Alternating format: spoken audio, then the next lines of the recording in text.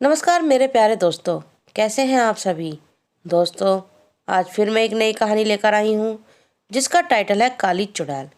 दोस्तों, यह एक सच्ची कहानी है। मेरी ये कहानी सुनने के लिए मेरे चैनल को लाइक करना और शेयर करना और सब्सक्राइब करना ना भूलें। तो कहानी शुरू करते हैं आज की। दोस्तों, यह कहानी हमारे गांव की काली चुड़ैल के बारे में है। गांव के लोगों का कहना है कि वह जंगल के किनारे पर बने बरगद के पेड़ पर रहती है और वहाँ से गांव के बच्चों को देखती रहती है। और जो बच्चा उसे पसंद आता है वो उस बच्चे को अपना शिकार बनाने के लिए तैयार रहती है। पर वो चुड़ैल इस गांव में नहीं आ सकती क्योंकि हमारे गांव में हनुमान जी का मंदिर है और उसे गांव के बाहर उस बरगद के पेड़ पर बांध रखा है। इसलिए वो चुड़ैल किसी बच्चे का उसके पेड़ तक आने का इंतजार करती है और फिर उसे अपने बस में करके मारकर खा जाती है। ऐसा गांव के सभी लोग बोलते हैं। इसलिए इस गांव का कोई भी बच्चा जंगल के किनारे पर खड़े उस बड़े से बरगद के पेड़ के पास नहीं जाता है। यह सब बातें सोनू शहर से आए अपनी मौसी के लड़के पिंटू से कह रहा था और उसे इन बातों पर विश्वास नहीं था। और वैसे भी ये बच्चे थे 10 से 12 वर्ष की उम्र के। पिंटू उनसे बोला, हाँ हाँ हाँ, यह सब झूठ है। दोस्तों, गांव के लोग आपको झूठ बोलते हैं। तो सोनू उससे बोला, नहीं, यह सब सच है और हम रात में तुम्हें उस चुड़ैल की आवाज़ सुना सकते हैं।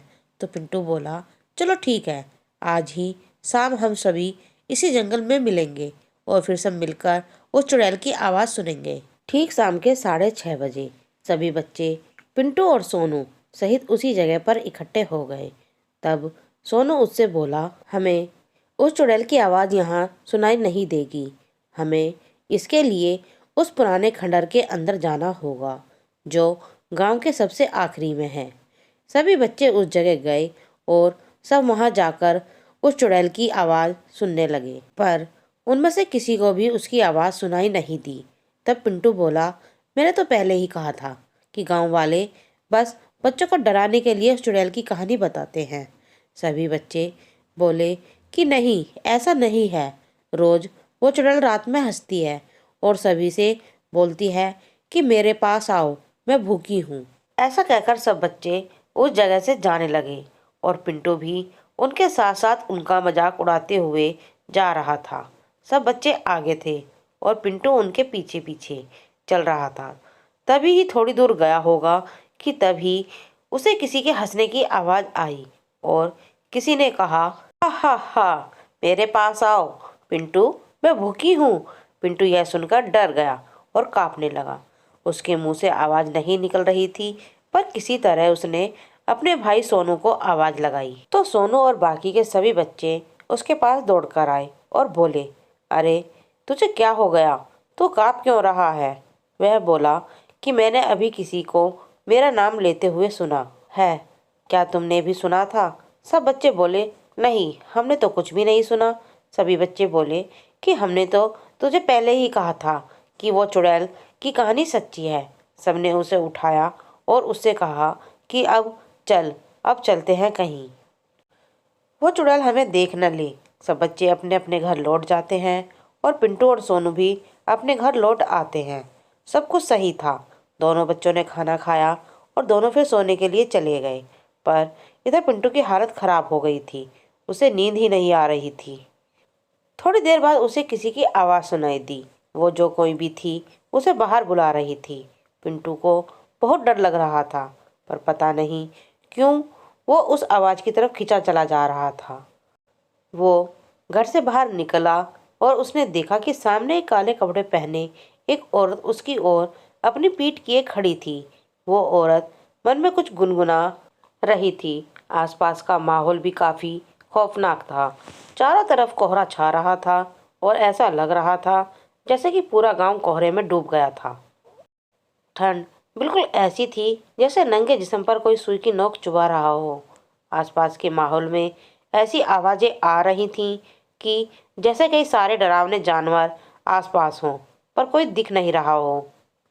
इतने भीषण और खून को जमा देने वाले वातावरण में अच्छे अच्छे सूरमाओं की हालत खराब हो जाए तो ये तो फिर भी एक छोटा सा बच्चा था वो काले कपड़े वाली औरत धीरे धीरे जाने लगी और उसके पीछे पीछे पिंटू भी जा रहा था। वो अपने बस में नहीं था और उस चुड़ैल के साथ साथ बस गांव से होकर उस चुड़ैल के बरगद वाले पेड़ तक जाए जा रहा था। थोड़ी देर बाद वो उस बरगद के पेड़ के पास खड़ा था। उसे होश आया और उसने देखा कि वो अपने घर में होकर एक बड़े से बरगद के पेड़ के पास खड़ा था। वो डर गया और चिल्लाने लगा, मैं यहाँ कैसे आ गया? मम्मी, पापा, आप कहाँ हो? मुझे यहाँ डर लग रहा है। हा हा हा हा, कोई फ़ायदा नहीं, वो चुड़ैल बोली। पिंटू को आसपास किसी की जोर से चिल्लाने और हंसने की आवाज़ आने लगी।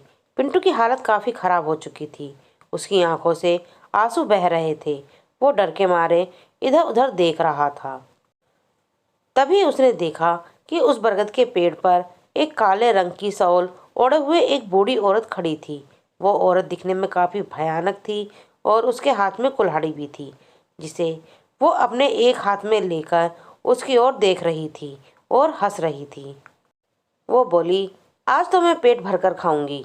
गांव में बहुत दिनों से कोई मेरा शिकार नहीं बना है। हा हा हा हा हा हा। और हंसकर वो एक झटके में उसके सामने आकर खड़ी हो गई।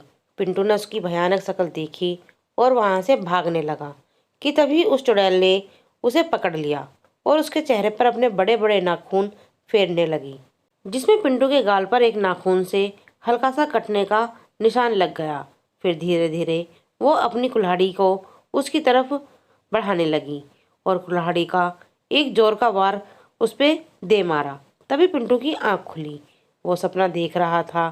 थोड़ी देर तक तो उसे यकीन ही नहीं हुआ कि उसके साथ ये सब क्या हो रहा था, पर उसने सपना समझकर सब भुला दिया। वो फ्रेश होने के लिए गया।